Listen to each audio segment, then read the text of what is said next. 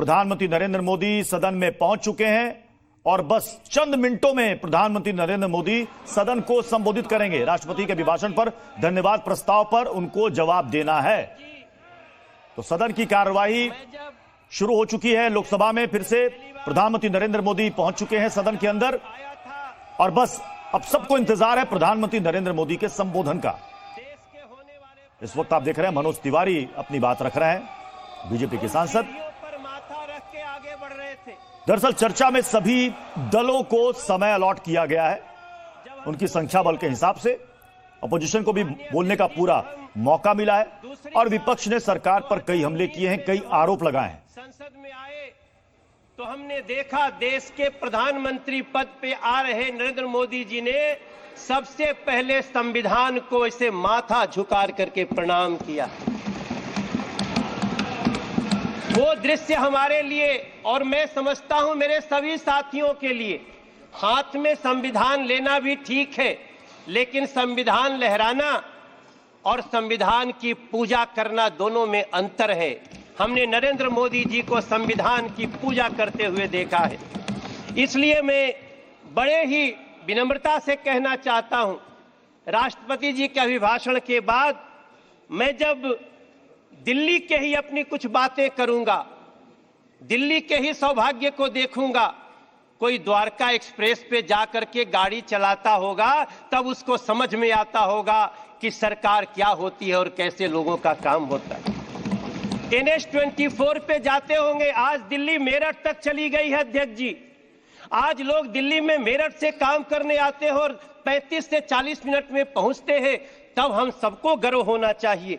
हमें गर्व क्यों नहीं होना चाहिए जब हमें पता चलता है कि देश के 4 करोड़ 22 लाख बेघर को पहली बार घर मिल गया।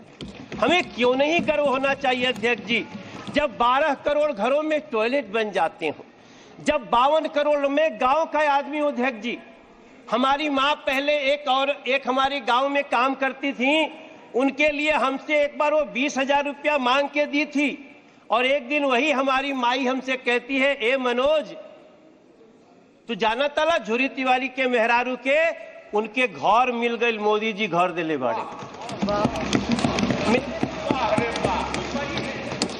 अध्यक्ष जी, हम जानते हैं कि गांव में घरों में टॉयलेट न होने का क्या दंश होता था। हम लोग साइकिल से जाते थे तो सड़क पे खड़ी महिलाएं खड़ी हो जाती थीं। अगर उस दंश को किसी ने दूर किया, वो नरेंद्र मोदी जी, वो सरकार, हम क्यों न गर्व करें इस पे। 13 करोड़ घरों में नल से जल लगा दिए।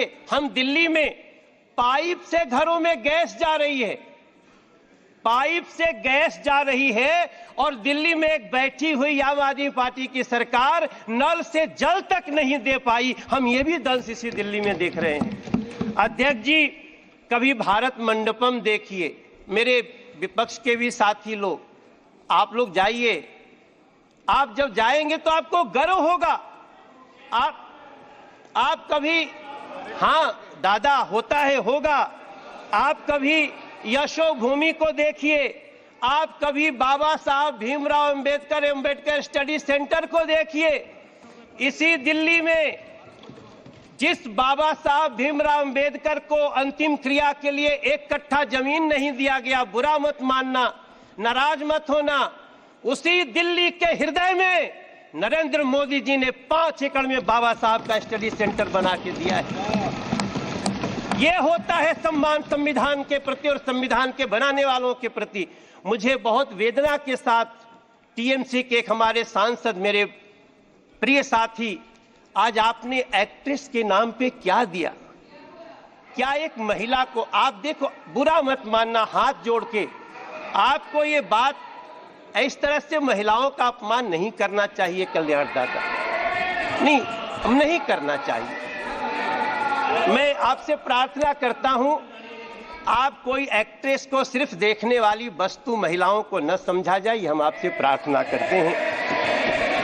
हमें गर्व इस बात का होना चाहिए। अध्यक्ष जी, माफी चाहता हूं। अध्यक्ष जी, मैं खत्म करूंगा। मुझे गर्व तब होना चाहिए जब इस दिल्ली में अब इस देश में नहीं, हम गुमराह नहीं कर रहे हैं। अगर आप दादा, कोई बात नहीं दादा, अब इस देश में दादा ऐसा नहीं करना चाहिए। देश के 70 साल के बुजुर्गों को अब वृद्धाश्रम